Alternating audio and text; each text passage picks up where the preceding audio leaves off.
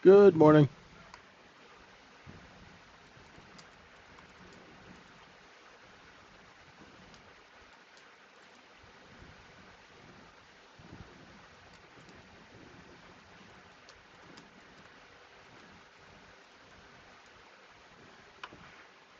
How's everyone doing?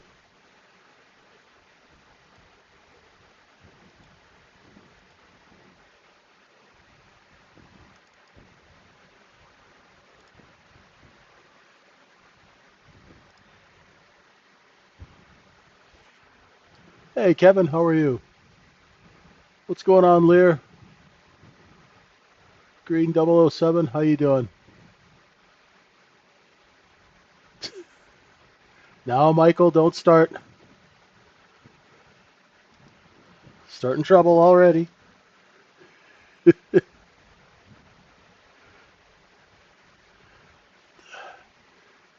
I was reading the news, and then one of the guys in the room ended up sending me this picture from what you were talking about, and it was so disturbing that I'm never going to read the news ever again. So, I will find peace in the chart. And thanks for joining us, where we try and give normal people an edge that they can actually use to make some real money. And everything we do here is practical. I'm going to go through the analysis here. I'm good, Green. I'm good. So we had, of course, the tweeting on the weekend or whatever the heck he does now to get his little message across. We had that, and and everyone was like, "Oh my God, there's going to be a gap down," and indeed there was a gap down. It was not the big gap I was expecting. That's number one. And then also, if we were to open right now, we're going to open inside Friday's range, so there would be actually no gap. A couple of things. I was doing some one-on-ones this morning, and I was talking about the gap and short covering, and the person on the other end of the phone was just silent. So I keep going, but then I kind of stopped and I said, wait a minute. Do you have any idea what I'm talking about? And he said, no. So I'm going to do a little basic 101 here, and I'm going to do a 101 in the room this week. So when you short something, you sell something you don't own and you try and buy it back. Everybody thinks that's obvious, and it is. But there's a second part to that trade. The second part to that trade is you got to close the short position. So if you short something at 5, buy it back at 3, you got to buy it back at 3 before they give you that $2, right? You got to close that transaction. Just like when you're long something at $1 and you sell it at 2, you've got to sell it at 2 to actually get the money. So in order to close a transaction, you have to go and buy something. And I noticed in the overnight inventory earlier this morning, we spent a lot of time here. And there was a lot of volume traded here. And then not about an hour afterwards, we just ran through that area of volume back up into the Friday range. Now, think about this. I won't go over it too much. I'll go over it in the room later. But had this been a ton of long buying, there would have been supply. And every time we came up into there, we would have hit resistance. The fact that it only took 1, 2, 2.5 hours underneath 70 to get us back up over 78 tells us a lot of this was short covering, folks. Because the market took out Friday's low, that gave the shorts a huge opportunity to come in and do some buying. That's why when we ran through that, there was less overhanging supply than was anticipated. I found that very interesting. So now let's see if the market opens inside Friday's range. It means there's not really that much of a change. There's a bit of a discount because Friday's cost basis is here, the overnight's here. So there's a little bit of a discount to Friday's pricing. But it's still within range. Yeah, I'll get to that in a second, Raj. Stay with me on this. This is really important, brother. Right? What I just said here, you'll want to what did that guy say in the movie? Cogitate on that for a little bit. We do have a poor high, you're right. But you're getting ahead. Right? This is something that most people don't think about. Right? And that move up will surprise you. I was looking to see whether or not we'd actually get a correction to overnight inventory. I didn't think so because if this tariff stuff is so big, we should have been down at 62.40. Right? The real level that you want to watch on the downside is right here. It's at 62.40. There's a poor low here that launched this whole move from 62.46 all the way up. Right? That was the kickstand that was holding the market up. So if we actually have any real selling, we'd have been down here. Right? Not back up inside Friday's range. Right? Yeah, short covering sucks up a lot of supply, Michael. So say if there's 5,000 contracts for sale, and 3,000 of those 5,000 contracts get bought by short sellers. There's nothing there now. There's only 2,000 contracts net long. So you have less inventory to chew through on the way up. Think about it. Okay? Now we do have a poor high, we have a triple top, right? Which means we've got some selling competition at the high of 85 3/4. That's not a big deal. We'll see what happens. When the market opens, expect it, because we really don't know what the heck's going to happen, right? If it opens no gap, that's one thing. Look for it to go back and forth over Friday's low. I wouldn't be surprised if we come and test the overnight low as well, okay? Just in case. Just in case. Because remember, the market is adapting to new macro, right? Right, Howard brings up a very good point. 62.72. That's where the overnight POC is. It's stuck there. Right? There's a lot of volume there. Right? And as we saw, a lot of that volume was indeed short covering because it did not act as any kind of supply resistance when we went through it after a flush down under the 64s.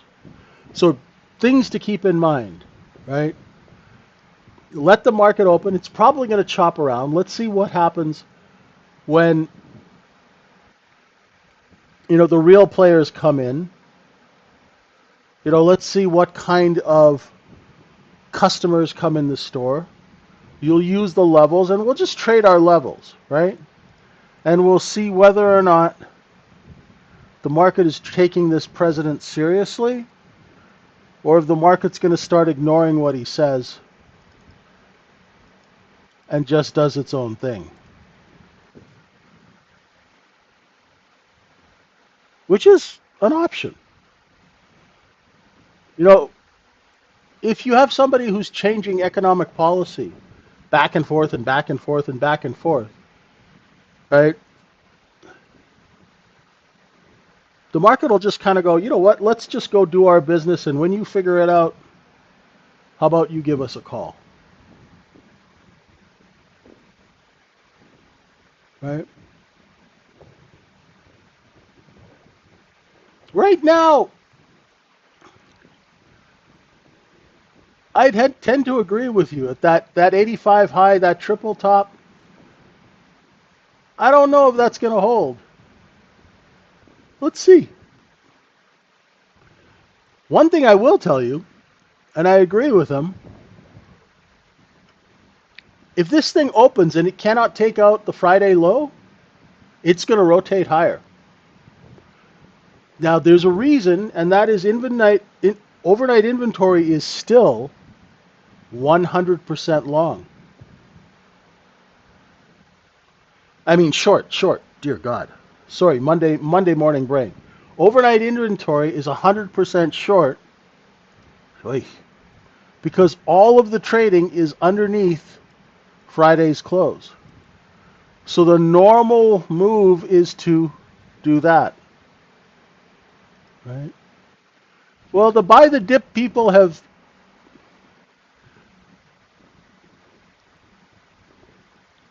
deep thinkers or not, they're trading with the flow of business, right?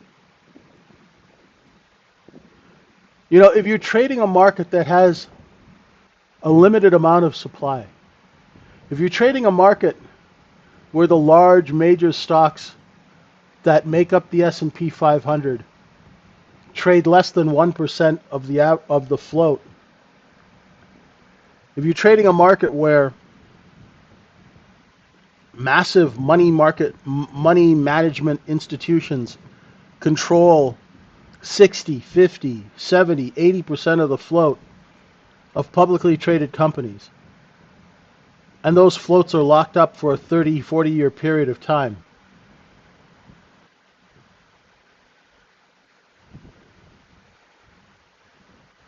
Any light bulbs going off here? They should be. There you go, there. Right?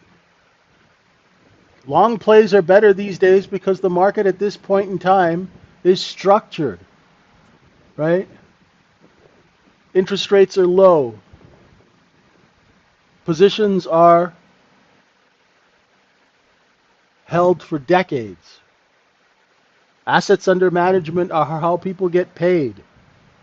Why would you want to sell, incur capital gains, and your assets under management are going to go down? What if your assets under management keep getting marked up every month, every quarter? Your fees go up, right? Think about it. The whole business is geared for a sole purpose right now. Now, of course, you're going to have liquidations when you have margin call events like COVID. COVID was a massive margin call robbery, right? Anyone who didn't pay for their stock in cash had it taken away or repossessed. Just like an 18-year-old with a brand new Camaro in 1986 who couldn't make the payments, car gets taken away. Tow truck pulls up, zzz, right?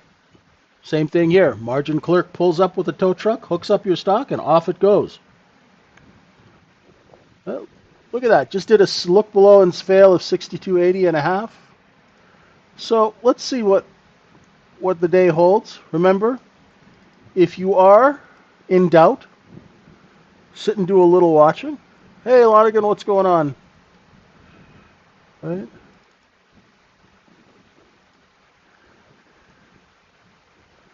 From what I am seeing now, I got to say I'm a little long biased. Okay? So I'm long biased as long as we stay over 62.78 and a half.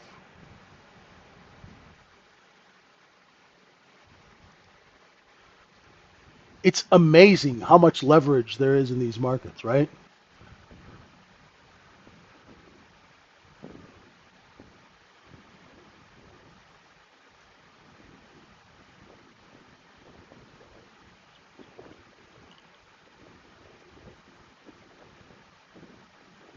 Speaking of leverage, how's the coin of bitterness doing this morning?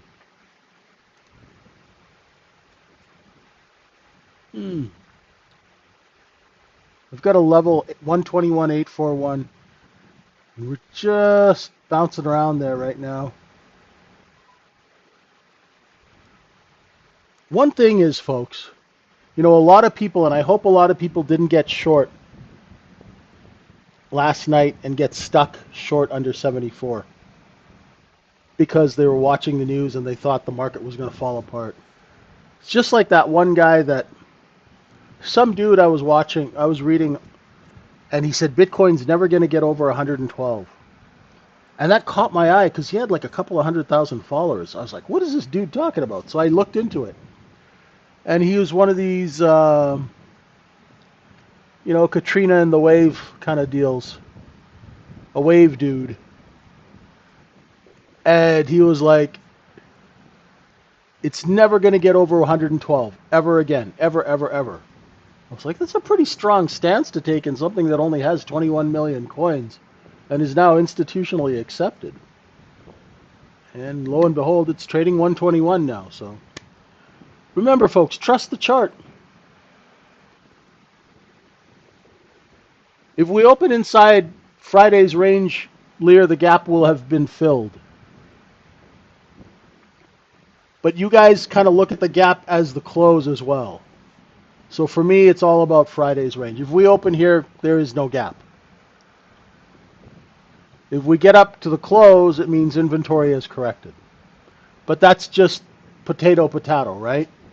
Because I've been trained to look at things that way. You guys have like, what do you guys have? Island gaps and peninsula gaps and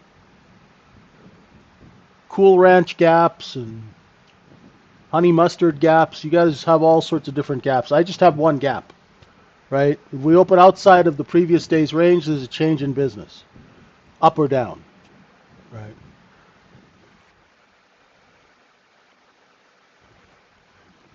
Well, I thought it was quite amazing that somebody could say, just bold faced, that a particular thing is never going to get over 112. Like, I can understand if it was a stock and I own all the stock and I'm holding it under a certain price, then I'm not letting it go over that price, which would be really stupid if I was long because I'd want to sell it for as much as I could, right? The point of the story is let the chart tell you, you know? Like, you'll never hear me talk in absolutes, but if you hear somebody say this will never happen, right, ever, ever, ever, then just be a little suspicious. Unless they invented the product.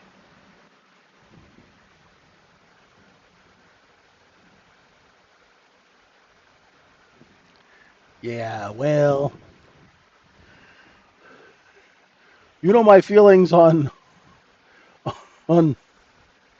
Reverend Moon and his cult there, right? Hey, listen. To be fair, when Bitcoin first came out, I was like, "What is this?" You know.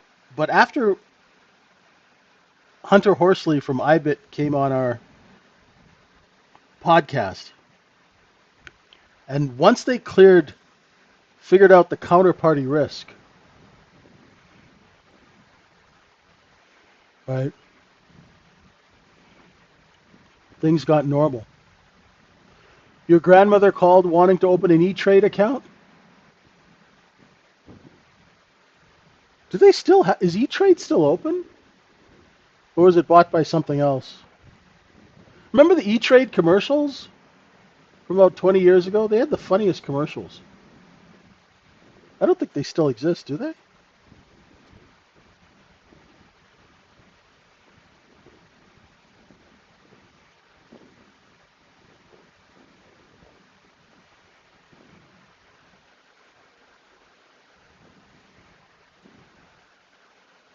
They do? Oh, okay, cool. I love E-Trade. I sold them billions of dollars worth of stock. Good old E-Trade. Routed all the orders to Knight. Knight called me, and I was filling bids all day long. Hey, Johnny, how are you? Scott Trade. I remember Scott Trade.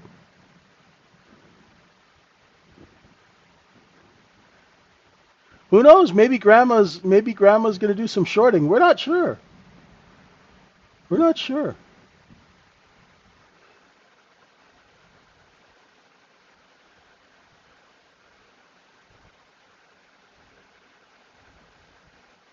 What's up, Johnny? How's Guam?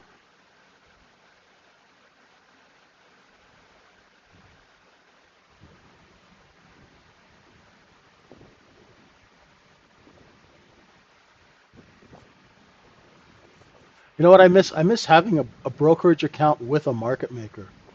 That was really handy because you could short something and you could keep it in his inventory and instead of having it booked to your account. Oh, I miss those days.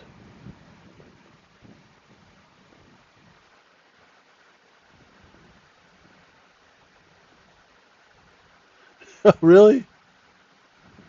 Uh,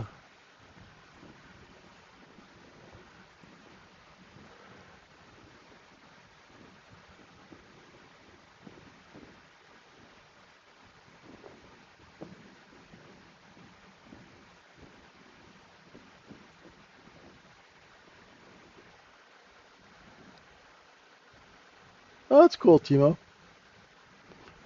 So, where's our guy? Who's the guy? Where is he? Where is he? Where is he? It was in. It was one of the YouTube dudes. Junta. The highs at 85 won't hold too long, and your prophecy is coming true.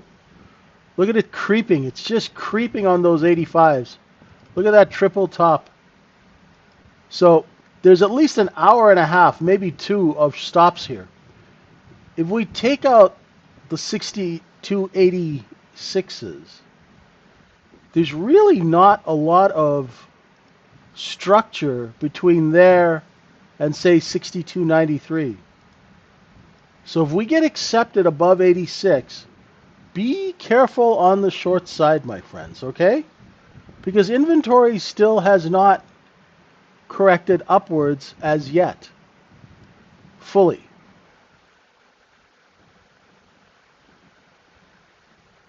Okay? Something to be aware of. I should have been long 81, 82. See, there's the rip. 6 minutes before the open. Right? Now let's see what kind of extension we get.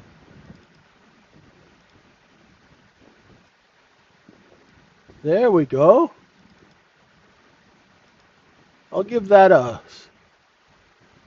5 out of 10 for style. Now let's see what kind of follow through we get.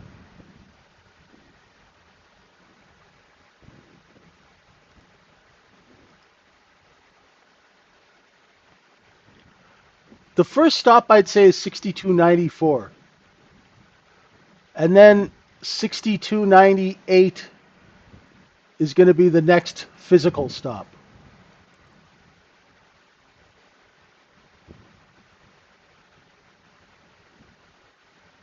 I'm long. I got one. I should have been buying the 81s, but I bought it at 84 and 3/4.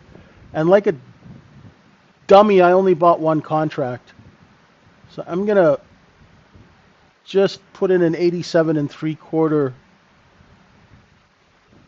stop, and if it comes down and takes it, I don't mind. And I'll just trail it up if it keeps going higher.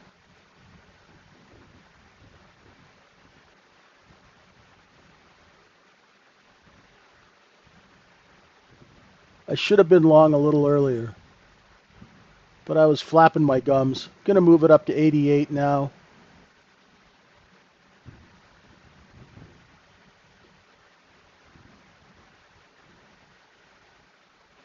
88/4, and I'm just creeping my sell stop higher as this thing creeps higher. Give it 2 or 3 ticks to breathe. 88.5.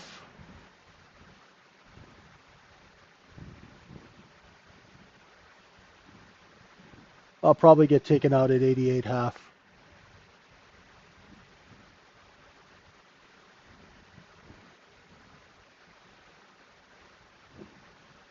Oh well, that's not bad. 88.75, 89. I'm still long that one, 90, 89/4. And I'm out at 89.25.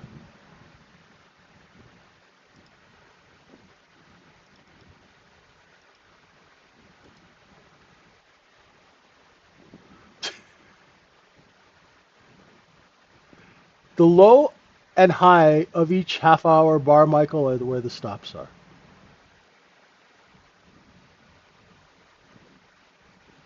Right? That's a nice stop run. That's a really nice stop run. Do you see how we had at least, I don't know, maybe 2-3 hours of stops here?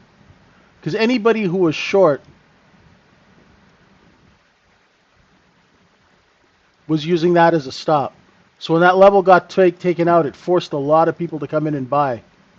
People who had stops in the system, and then people who have to buy size, they'll come and bid the market up.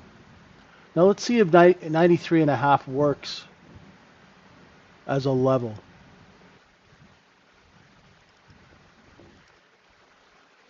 So, Mr. Trump, the market just kind of is, so far, has shrugged off his, what do you guys call it, saber rattling?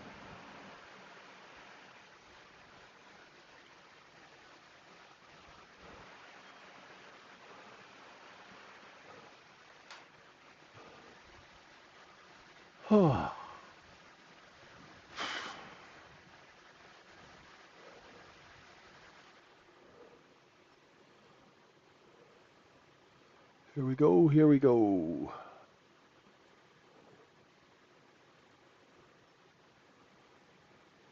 And once again,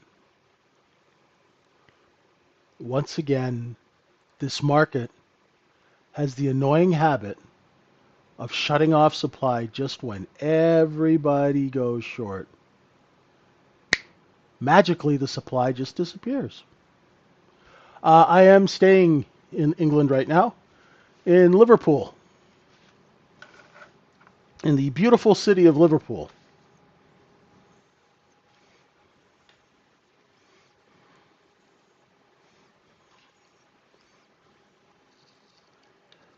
It's home of Raj's favorite soccer team.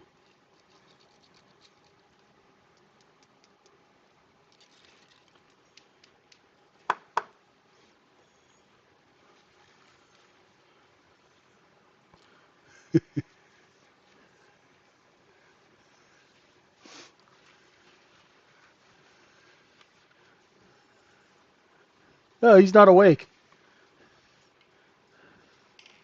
Oh, there he is. No comment. Okay, just seeing whether I got his attention or not. We know how much he loves Liverpool.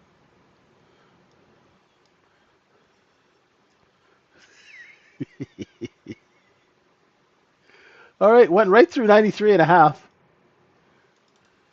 They take their soccer serious here, folks. In fact, I don't even call it soccer when I'm out in the street, because they get upset if you call it soccer. Okay.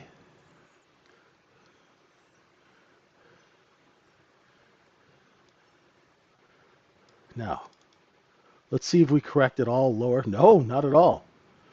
Target is 98 to the top.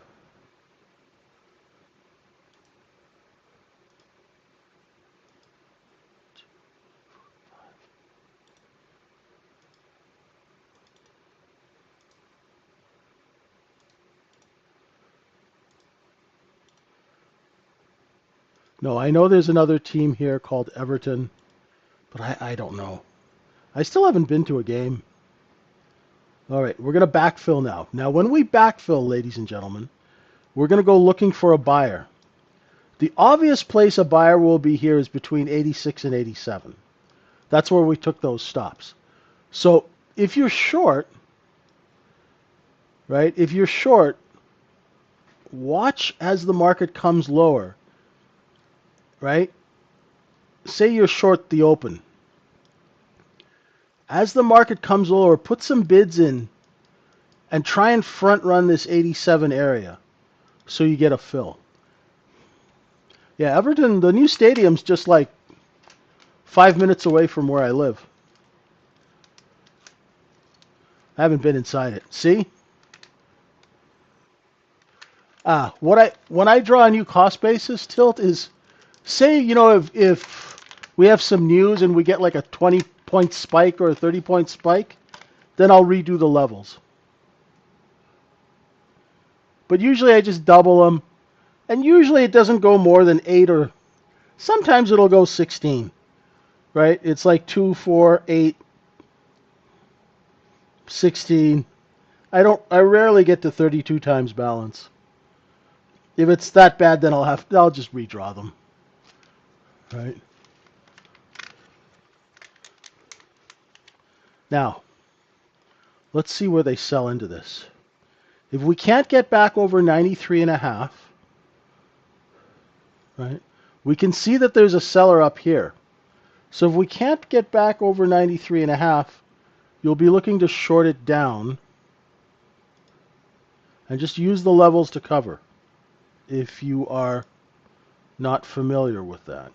If we accept over 93.5, that's your warning, right? If you're short here and we're getting over 93.5, that's your warning. If we take out the top of those two candles, that's where your out should be. Does that make sense? VWAP's at 78.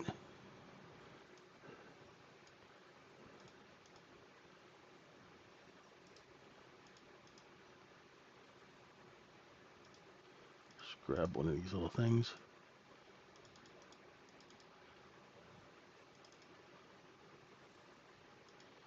Right? So we're over 93. So if you're a short seller, be careful. Your backup is at 96. If you lose your seller at 96, get the hell out of town. Right?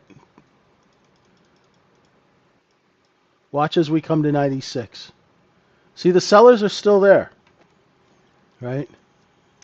Now, if I was short 92, I would have been out by 93.5, 94. Right? Because I don't like to waste a lot of money on stops.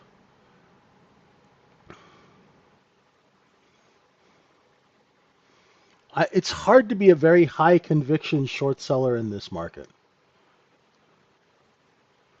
I'll short the backfill, right? After a quick move up, I'll try and short that couple of points down and grab it. But if I see that the seller goes away, I'm gone.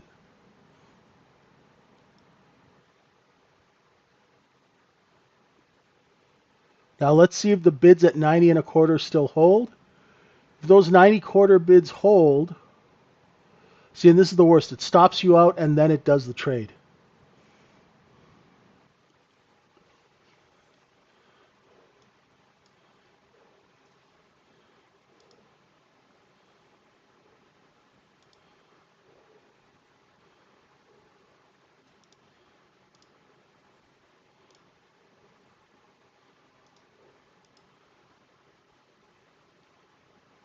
Try a little.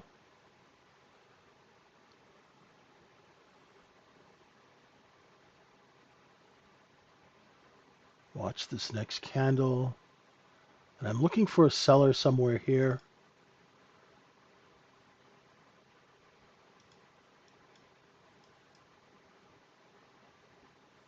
Right? If you see a seller, so I shorted one at 90. One at 89.75. 88.25 I covered one. Bid 87.5 for the other one. Bastards. Had to take that at 88. Flat. Not the greatest trade.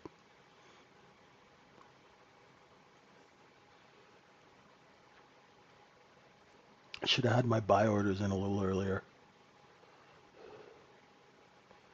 So that's the backfill, right?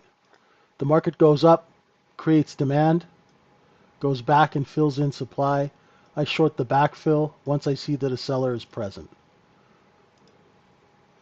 But I don't get greedy. As soon as I see the selling shut off, I cover.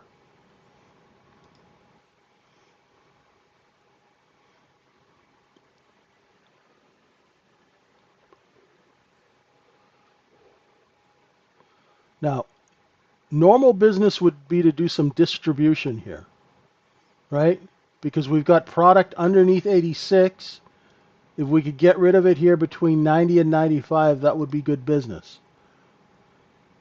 If we have enough people short in these moves down, we're going to get up over 96 and 3/4.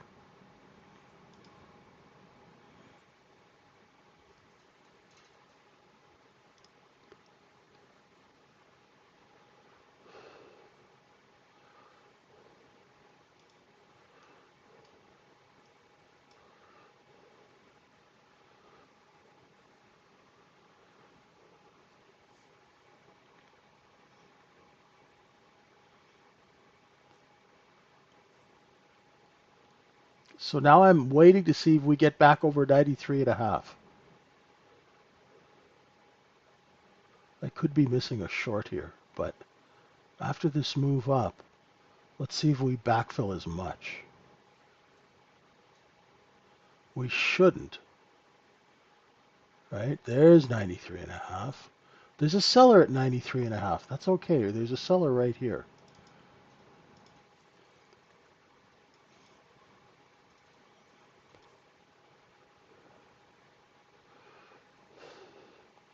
Yeah, everyone's mother and their dog and their cat and everyone's looking to short this. People love shorting markets, right? And bless them for doing that because that's what helps longs make money. The more people short a market, the more people have to buy back, and if they all come buying back at the same time, as longs that gives us a nice little boost. Uh, Not doing anything right here. I missed the short. Was a little long biased. So right now, no trade for me yet. It's okay. I don't mind being flat until I'm clear.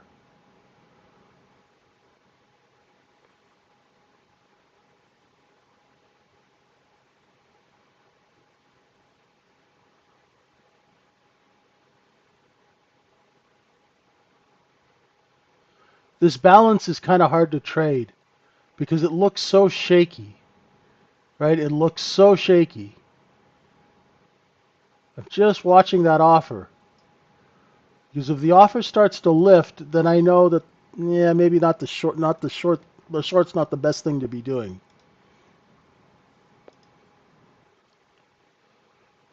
But the offer's telling me that there is a seller.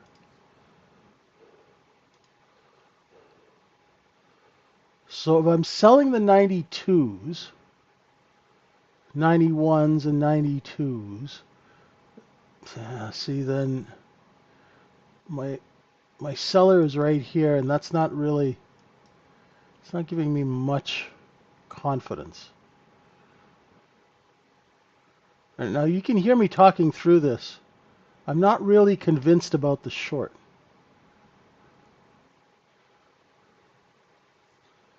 I want to see an aggressive seller. That's what I'd like to see. At 93 and a half, I'd like to see someone just come in and hammer it. But I'm not seeing that. So it is kind of doing this distribution balance.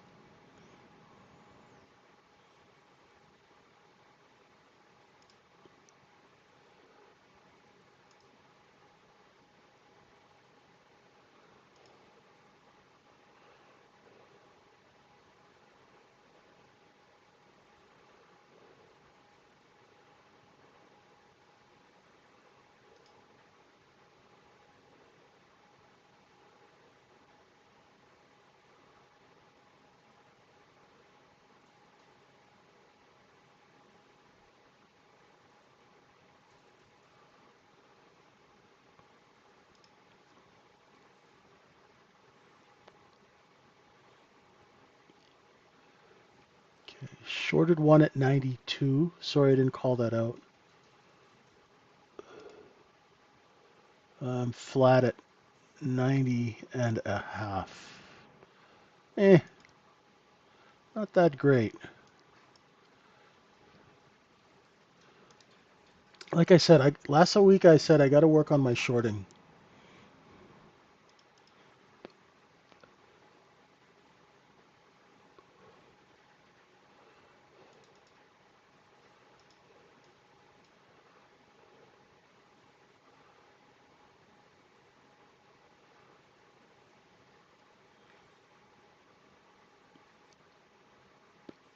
62.50? I'll take a look. It's 46, I think, where that poor low was.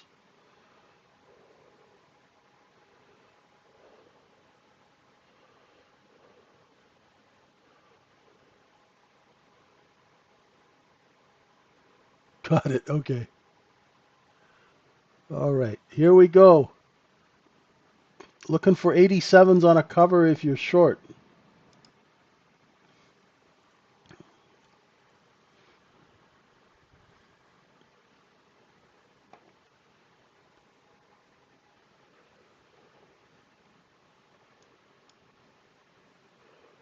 Oh, come on. Dirty, rotten skank. Come on. There we go. Covered 87.5.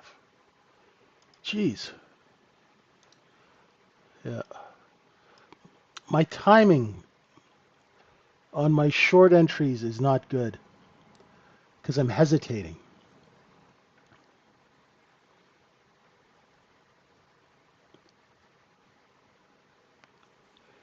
Interesting. There's no bids at 86. It just went right through there.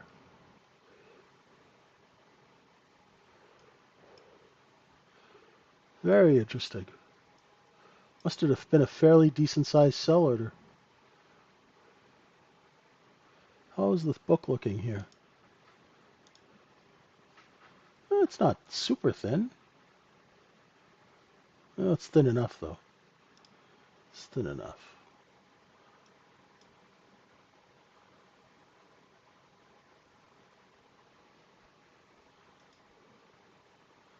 Now, there should be some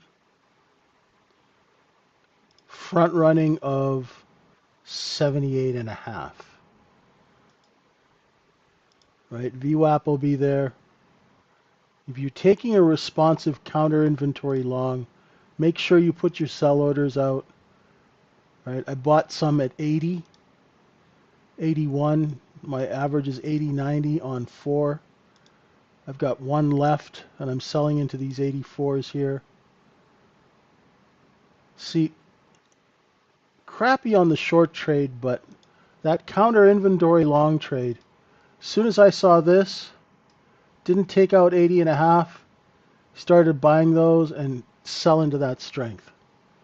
Right? That's a nice little counter inventory trade. If you don't get the short, I like the counter inventory trade. Especially in a market where it's rigged to go higher. Right?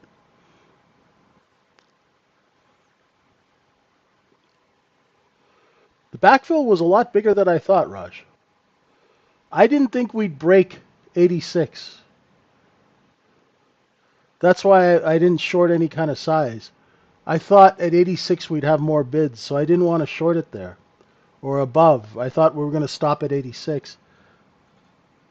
But we went right through 86 like a hot knife through butter, so they must have showed it some size.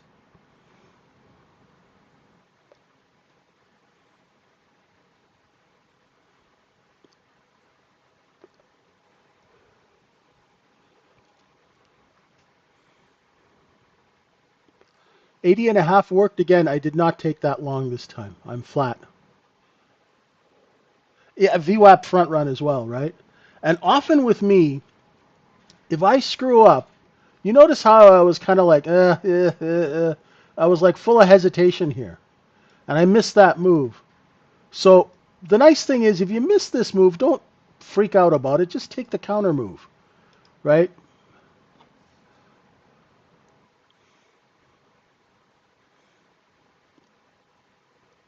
You know, it would be really nice if we just rotated between 80 and 93 for like 2 hours. We could just trade both sides of that. Nice work, Doug. Sorry, I just saw your message. Well done. Beautiful.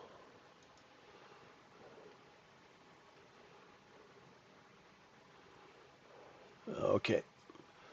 Now we take a coffee break and see what's next.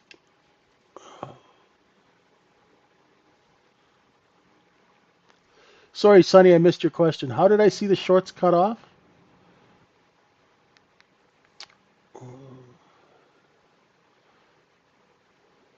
How the supply cuts off, the offer starts to lift. It's really simple. It's just that you guys aren't used to looking at it. When you see a market, you see the red line on these charts, you see a red and green line, right? The red line is the ask or the offer. When that starts moving up, it means that the sellers have seen buyers and their computer programs are raising price to take advantage of it. So as soon as you're thinking about shorting, and then you see that red line start moving higher, the offer, the ask moving higher, higher, higher, it means that the market has found buyers. And when the market finds buyers, it wants to take advantage of those buyers and sell them higher priced product. Like, see how the offer is moving higher now?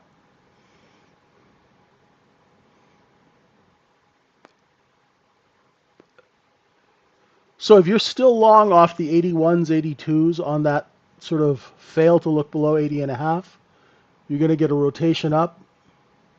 You know, look for some selling right around that 90 area. There's probably going to be a little resistance because there's some product up there.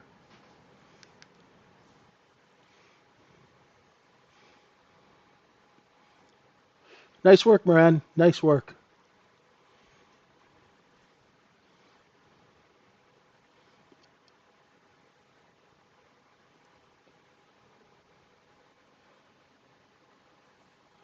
Yep, bid the previous day low. It front ran the previous day low. There's that 90 and a 90 and three quarter. Let's see if they sell into it there. Now they'll only sell into it if they have to, right? If they don't have to sell into it, the offer will lift like it's doing. Because wouldn't you rather sell 92 than 91? Sure, right? You just didn't fall off the turnip truck yesterday, right? You always want to sell higher. The only time you sell lower is when you're forced to, when the order flow or the flow of customers dictates it.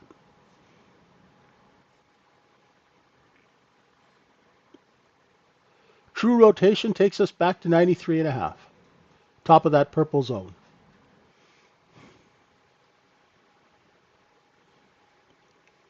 Now, be careful if we take out the existing high at 96 and change, okay? If we take out that 96 top, it's going to trigger some stop runs. And you'd be looking for maybe 98 and then 6,300 and change. So be careful. Good, there's a seller at 93 and a half.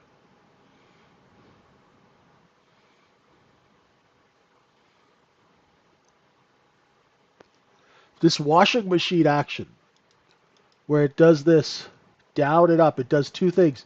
It takes these people out, it flushes them into wholesale hands. Then we take that back to resell into the retail flow for profit. If we take out that high, anyone who shorted down here instead of covering, they're going to be trapped. And they'll add to it here, and then here they'll realize that they're hooped and come in and cover. If we caught enough people trapped now, we should take out 96 and go trip the 98s. Let's see. Market will tell you right away how many people shorted it.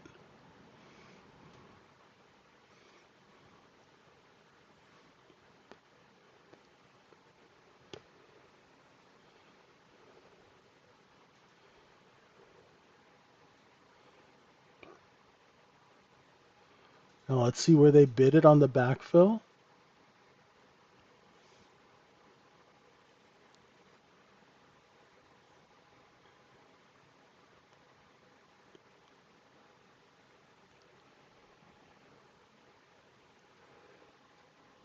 I don't know, Raj. I really say the supply is above us, right? If you look at the close, all of that is above that. But what's the buying retention? Remember buying retention, eh? If there's good buying retention above the close, there won't be a bunch of orders in there.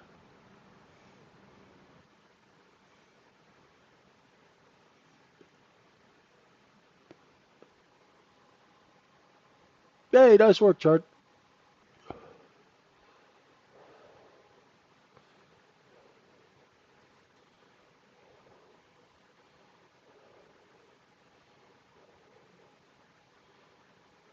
Here we go. There's 96 half, 97, 97 quarter.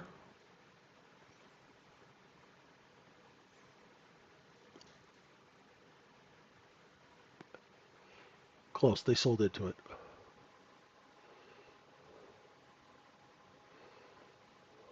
Okay, so you hit your target now. You just have to trade for 12 more days and keep your losses to a certain amount. That's good. That's good. Thanks, Digital.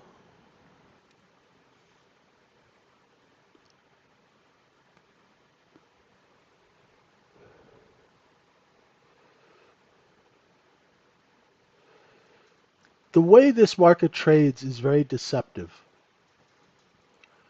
Because of electronic trading and because it's a slow time, right? Summer being slow, the market trades very, very slow and choppy. So any kind of move up is immediately doubted by people because it doesn't look strong. But it has a way of sneaking up on you.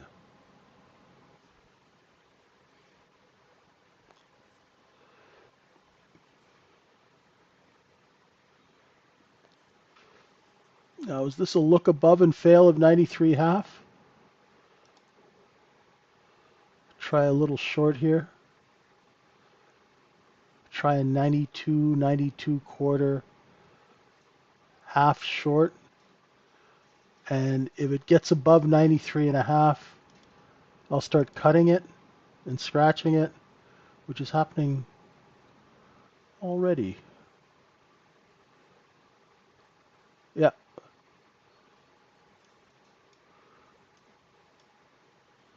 too early.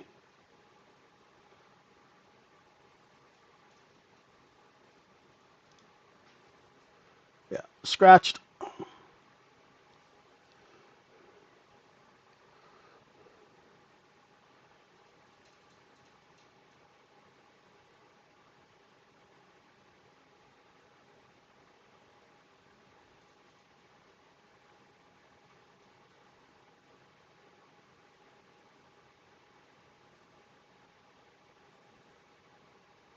I thought we'd get some rotation back down.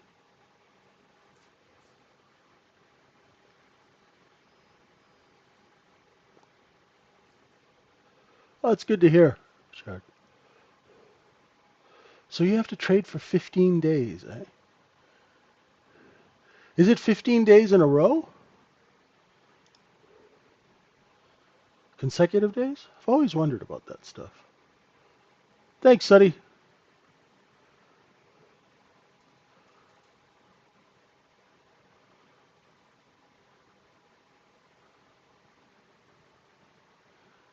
Now, when you get stopped out on the short side, your kind of immediate instinct is to turn around and flip long. And in certain kind of price action, that works better than others. This choppy price action, if you're doing that, just kind of dip your toe in. Don't go full pull, just in case it loses that 93 bid. If we lose that 93 bid, you really don't want to be long. See? We could just do a little distribution here, right? Point of control's right here. We could just kind of go back and forth. Or maybe this is the trade that I wanted here when I got stopped out. Let's see. Now if it gets under 90 and a quarter. See, and that's what happens to me when I short. I always end up hitting that a little too early. And then the trade works out in my favor. Let's see if we can get under 90 and a quarter. Otherwise, it's just going to be that annoying chop here.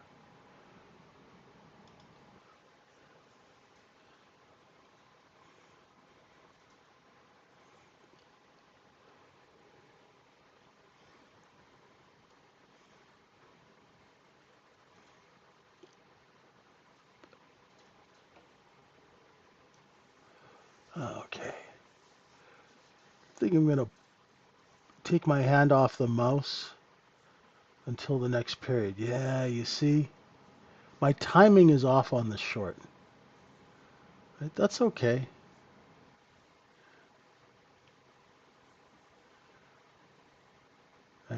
And once again, if I miss the short, I'll look for a responsive long after the short has finished its cycle.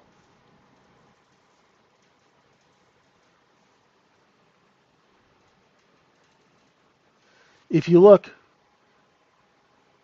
I don't know, Raj, if you're at home or whether you're in the car. If you look at the profiles, do you see there's kind of a thin spot here and it's thin here? It's kind of filling this area out between the overnight high and the close, right? It's just kind of,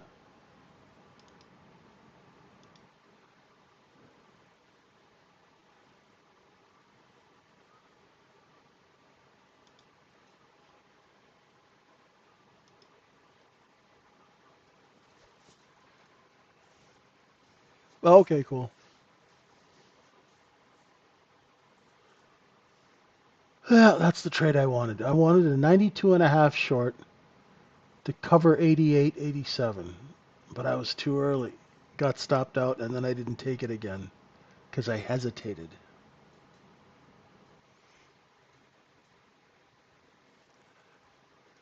Right? So these are the things I'll put in my trading journal, right? Because I'm trying to work on my short selling, which sounds really funny because that's all I used to do was short sell. I mean, before 2005. And then the market said, okay, we're tying up supply, just go long, right? So you get rusty, right? You just take responsive longs.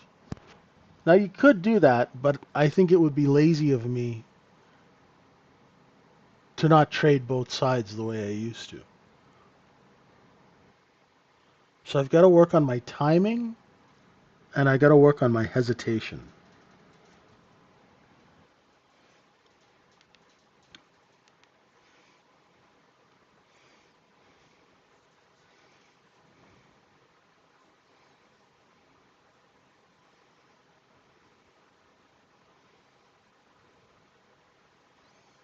Now look at that area at 91 to 92. If we can't get up over this area here, we'll do the, we'll come down. But if we take out the top of that candle, look for 93.5 again.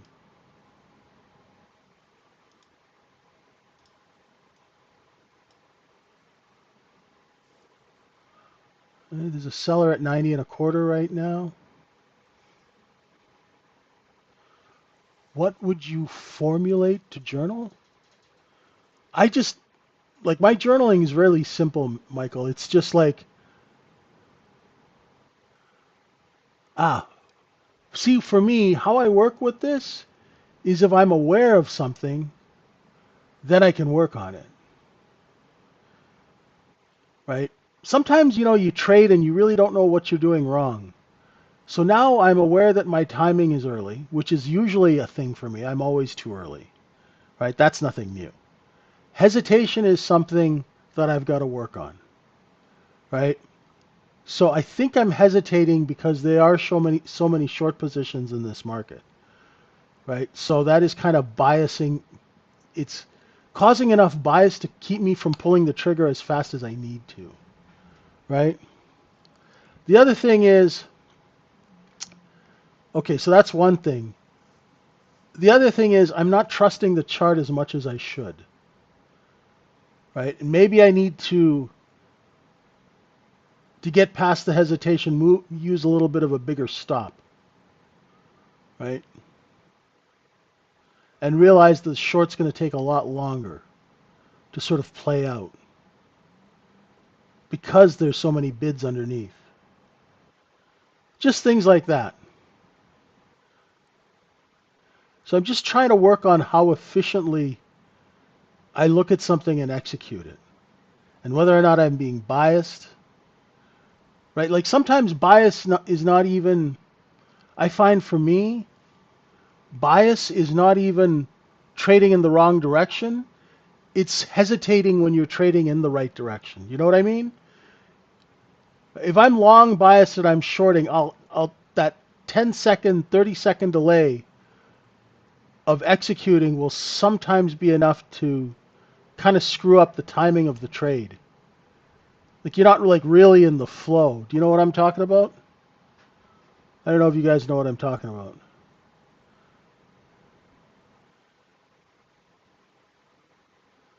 Anyway, it's stuff that I like to work on.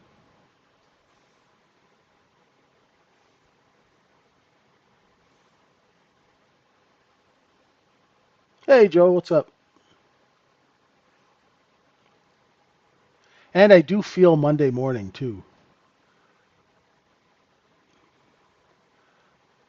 I mean, to be fair, all weekend I was hanging out with the young kids in my building. You know, and they're in their 30s. I'm 57. You know, and they always invite me to their barbecues and stuff, and I'm like, oh, I think I might have stayed up a little too late.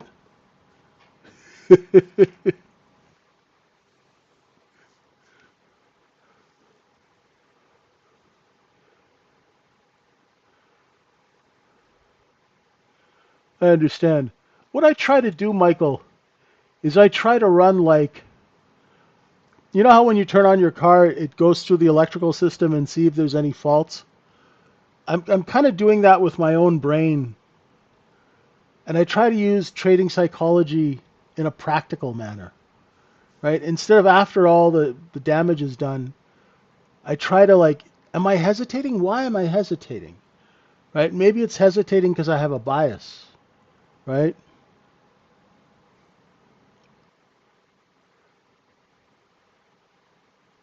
Which is true. I was hesitating on the shorts, but I had a bias. Now I had a nice long from 62.81, right? But I'm not trading as efficiently as I should be. Right? Like right now, we're just kind of stuck in the middle of the opening range, so there's nothing for me to do here. I don't like to trade in the middle. I like to trade from the outside edge in. So now I can just kind of mentally relax. And I'm looking for 93 and a half. Maybe another look above and fail, or a look below and fail of 80 and a half. But right now, it's right in the middle of this purple range. I don't want to touch it. And that saves me from getting chopped up.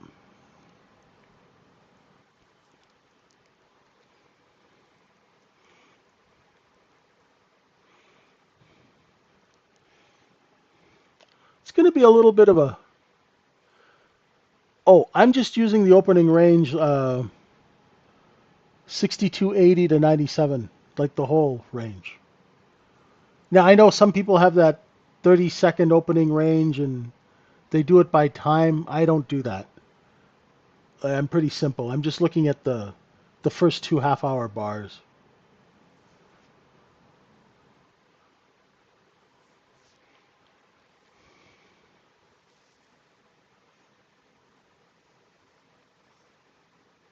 And see this little white A here? That's the middle of the range. So we're just kind of loitering around here. There's the top, there's the bottom, there's the middle.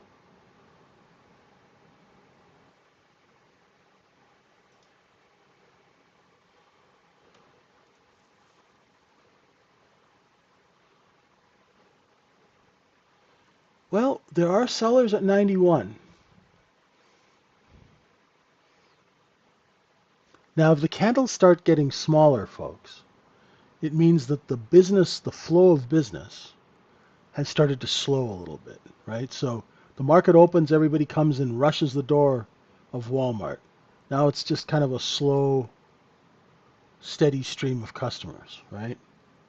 But not enough to move price up or down. They'll buy them right here, right? And if you were long under 62.80, 62.83 all night, if you were long product, you'd be happy to sell it at 89, right? Sure, 96 is great, but if you're selling, 1,000 contracts up from 79 to 89, well, it's still good business. Okay, cool.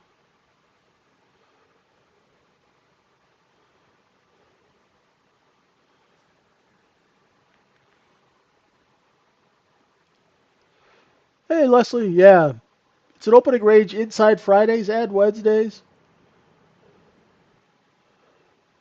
But this whole saber rattling on the weekend really, the market's just kind of like, it's like when your mom tells you to clean up your room. You're like, yeah, okay. I'm gonna get really mad. Okay, okay, okay. You know, we'll see what happens when he wakes up and has his Diet Coke.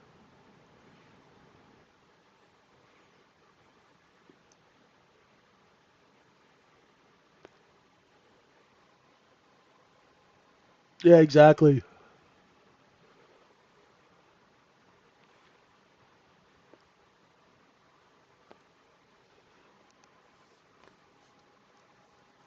Oh, that's right. CPI, then PPI, then Magnum PI. You got all the PIs. See how we creeped up to 93 already? Look at that. They just creeped it on us. See, that's what I hate about shorting this market. Not that I was short, but even if you short it and it looks weak, next thing you know, it's 2, 3 points higher. And it just kind of sneaks by you, right?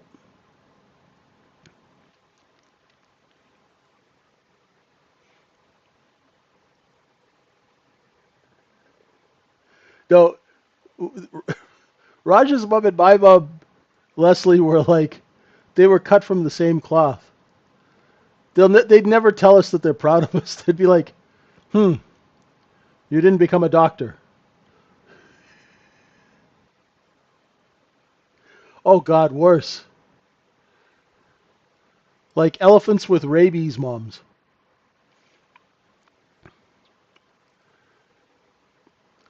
Because I wasn't smart enough to get into medical school, even when I was an institutional trader, my mother would tell people I was a drug dealer.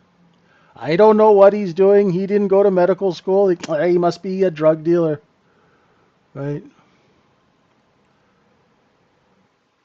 And I'm like, Mom, I've got my business card. It says the brokerage firm, institutional trade desk, and a 1-800 number. And she'd be like, ah, what is this? Now, if you were a doctor, that would mean something, right?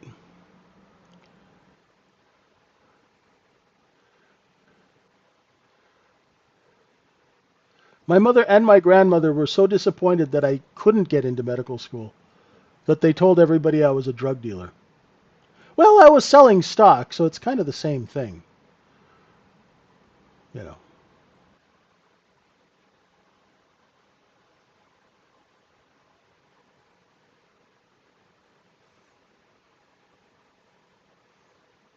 He doesn't listen, that boy.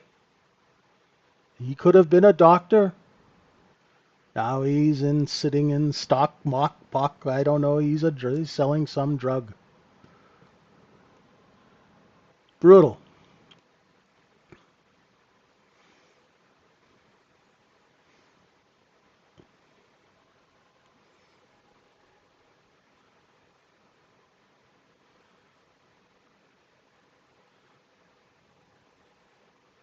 Exactly.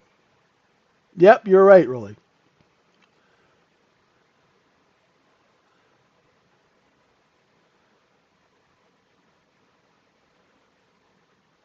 Yeah, you're either a doctor, a lawyer, or an engineer. Nothing else counts.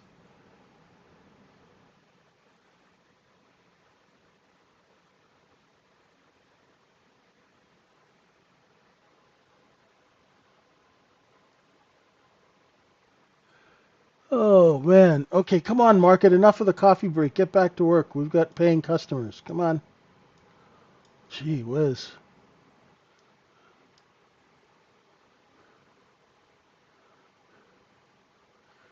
Yeah, exactly. That's what it was for me.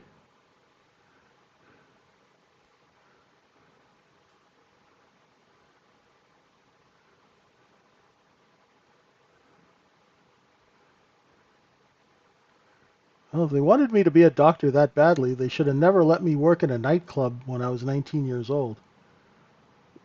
Kind of screwed up the whole school thing. Okay, this chop is really brutal now. Look at this. Look how slow it is. It's like This is like 7-Eleven at 1 o'clock in the morning with that one hot dog going around and around and around that's burnt. Come on, we need some customers. Let's go.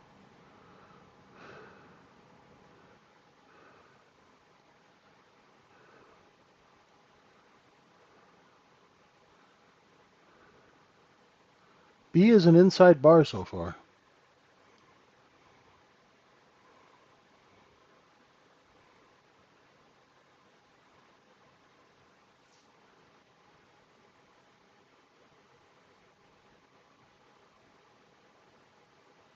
All right, little liquidation here. Come on. If it bids 87, I'll just like, okay, good, good. Come on, sell. Be normal. Come on, down to 83. Come on. There we go. Oh, come on, come on.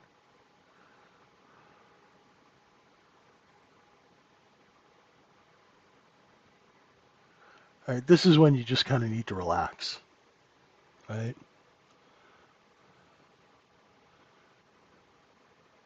Yeah, it finally cooled down in Liverpool. It's all cloudy. It's like 10 degrees cooler today.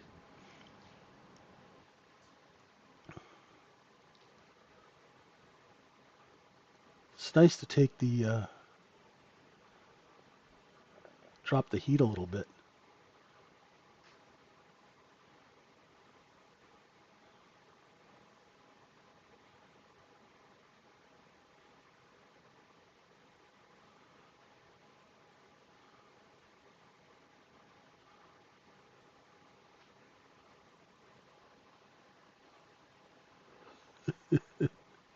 Let's see if we can get past that wall of sellers at 91.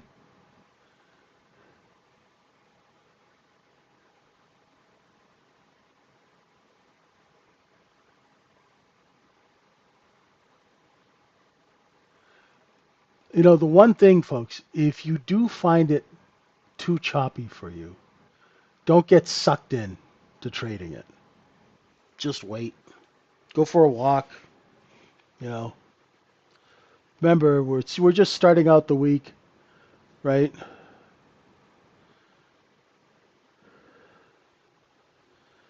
And then what we have earnings, right? Starting today.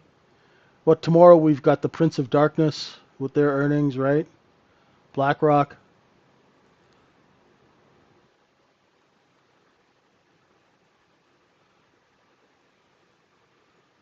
and all the other banks.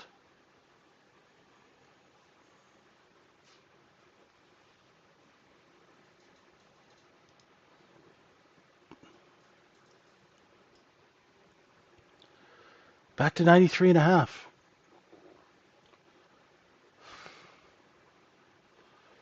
Yeah. Yeah, the old coin of bitterness has a good run.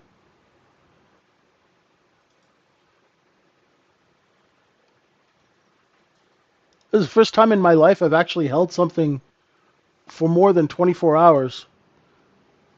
And actually the long has worked. Who knew?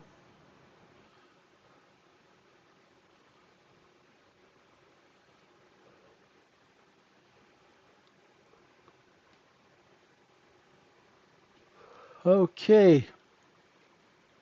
Now do we rotate back down? Hey, Cryptomania, how are you? Your name is very fitting for this morning.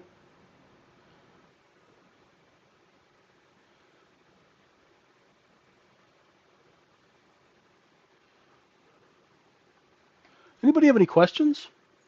While it's slow, do a little plug for the room here.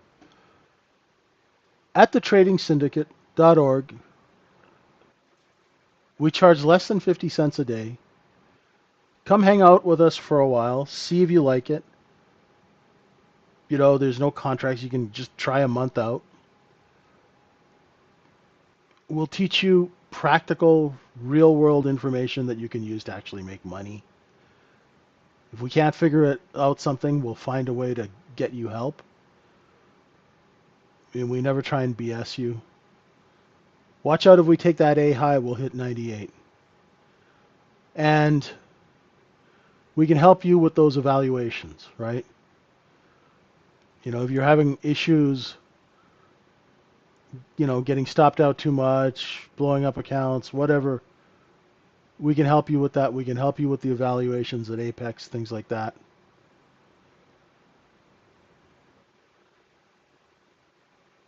Yeah, so come give us a try. And if you do, DM me in the room. I'd be happy to talk to you. When plotting level after contract expiry, I use the continuous futures contract volume adjusted. What's the other part of that sentence? Continuous futures contract volume based rollover back adjusted. That's what I use. Double top. Raj, we got a double top.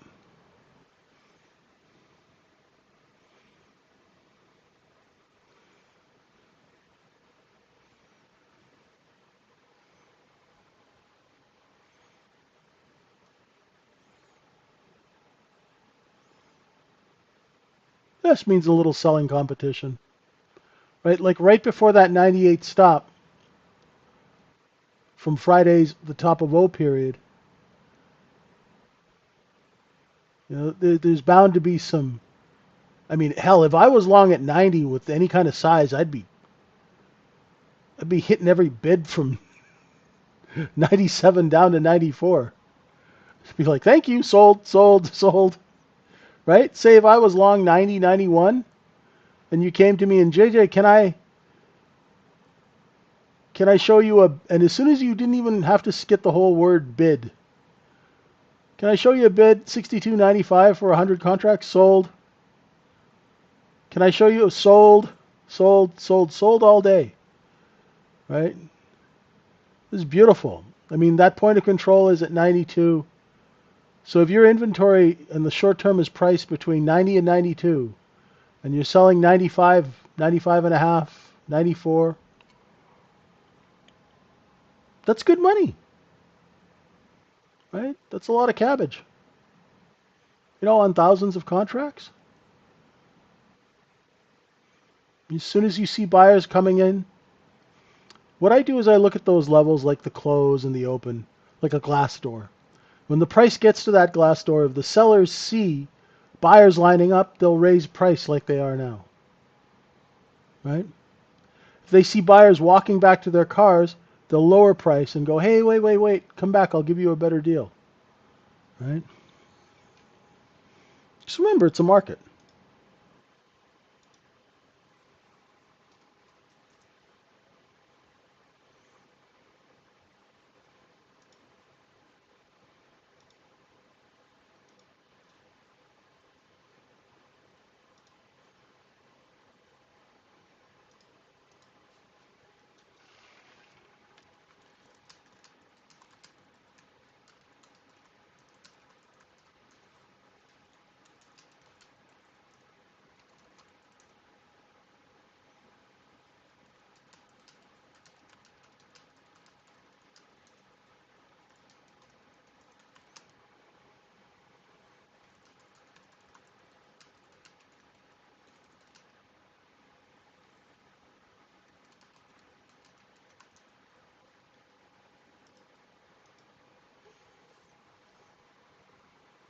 Nice work, Blair. Oh, a little stop run. Oh, there we go. All right. So what happened there? All the shorts just came in and started covering right at the same time. All right. Next set of stops, 6,300 and change. The volume point of control from Friday's up here. I'm curious whether that gives us any resistance at all. Now, longer term, after I get, well, not long term, after I get off this call, if we've got enough people short under, say, 60 to 80, 89, let's call it 62.90. If we have enough people short under 62.90, can we get up over 63.13. That's where we have all that supply, right? We have those single prints to the downside up here, right? There's a chunk of supply from 13 to 20. So do we have enough short covering to drive us over 13? That's what I'm looking at, sort of a little bit longer term.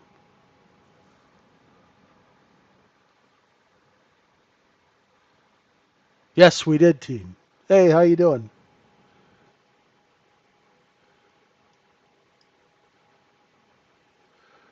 Right, because ever since we dropped down, right, we haven't been able to fill those single prints on the way down.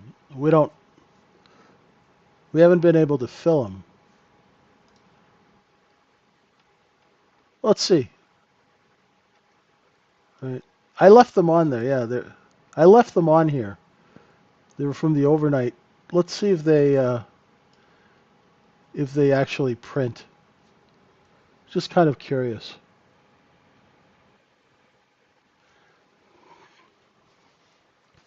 Yeah, it's been pretty mechanical lately. You're right.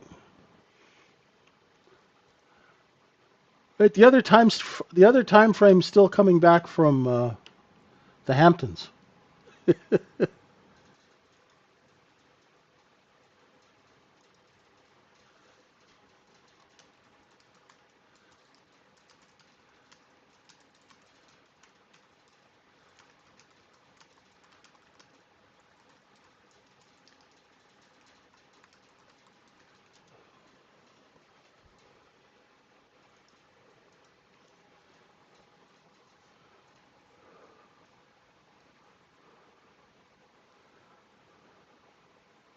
It's hard to judge follow through in this market, Lear.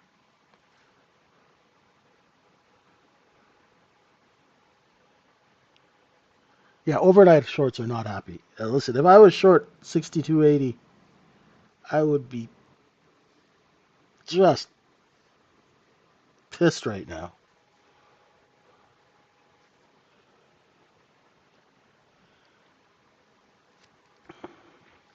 So remember, overnight inventory when we came in was still 100% short. We just corrected it. If you guys watch the close as a gap fill, and corrected it earlier if you look at the previous day's range as a gap fill.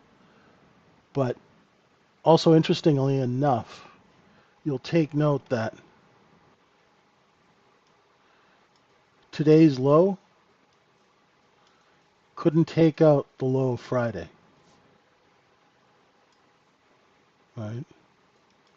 Oh God, I would hate to be a swing short. What's even the point?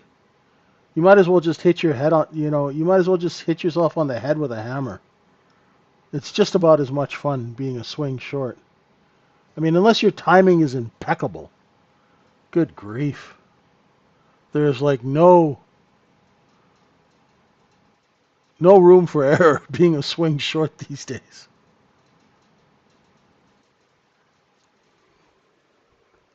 And the funny thing is, well, it's not funny. I shouldn't say it's funny. The thing is that if you're a short seller, if you're a trader that trades news, whew,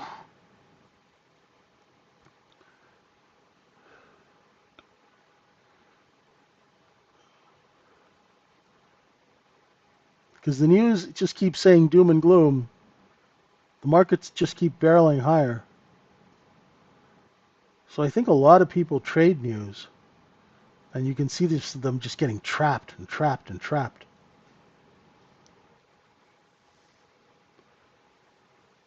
Yeah, shorting an all-time high is not a good idea. There's no overhang.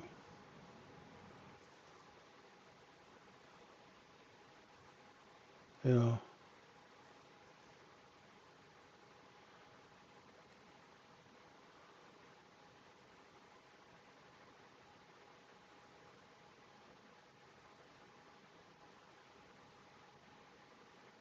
I mean, I'm always short biased because I'm an ex-wholesaler who's used to dumping stock into markets. So I'm always short biased. But this market, you want to make sure your bias is proven out before you actually act on it. Otherwise, you'll just get your teeth kicked in.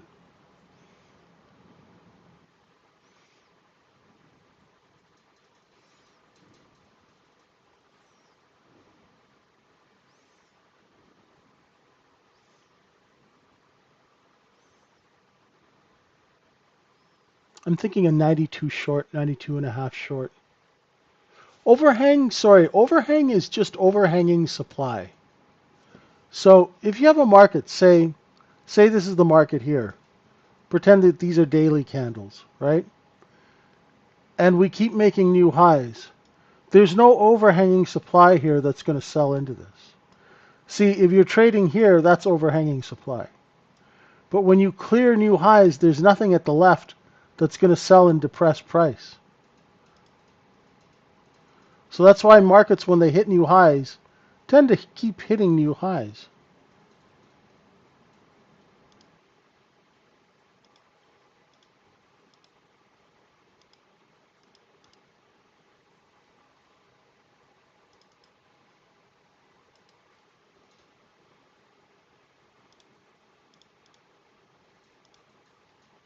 Right, short a little at 92. Got an 88 and a quarter bid.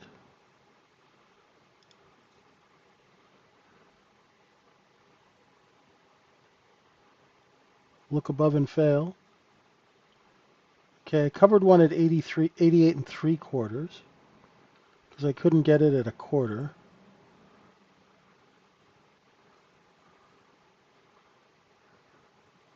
If it offers above 90 and a quarter, I know my goose is cooked. Okay, I got the fills here at 80, 88 three quarters, 88 half.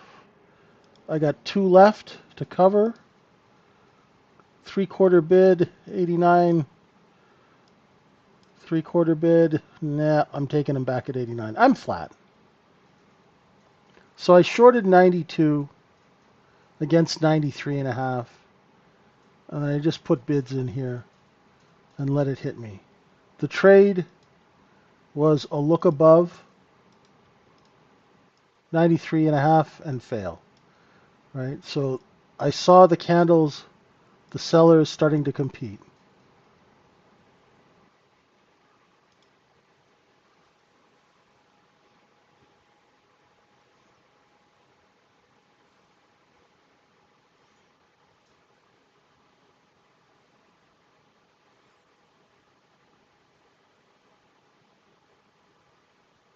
Alrighty, folks. Well, thanks for joining me.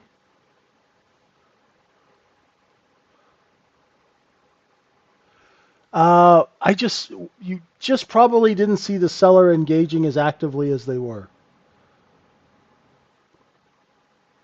It's a very choppy two-sided market today, Leslie. So I think I'm going to well, I've got a one-on-one right after this, but I might take like an hour break or so after that. Go to the get some exercise. I haven't been outside all day, not since like 5 in the morning, so it's probably good.